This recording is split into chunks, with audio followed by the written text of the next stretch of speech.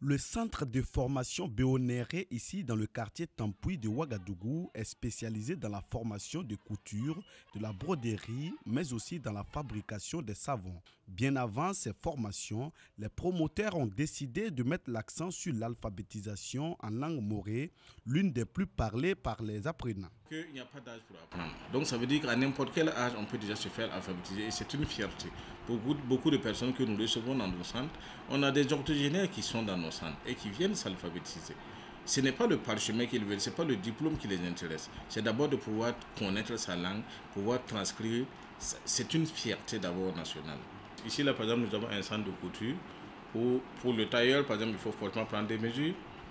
Alors, si tu ne connais pas écrire les chiffres, par exemple, des mesures que tu prends sur ton client, comment est-ce que tu pourrais coudre une robe, par exemple, qui va lui aller comme ça, comme la personne veut. Voilà. Dans un pays comme le Burkina Faso, où le taux d'alphabétisation est faible, le système de scolarisation en langue maternelle est une nouvelle opportunité pour la majeure partie qui n'ont eu la chance de faire l'école classique. Je suis ici pour apprendre à lire et à écrire en moré.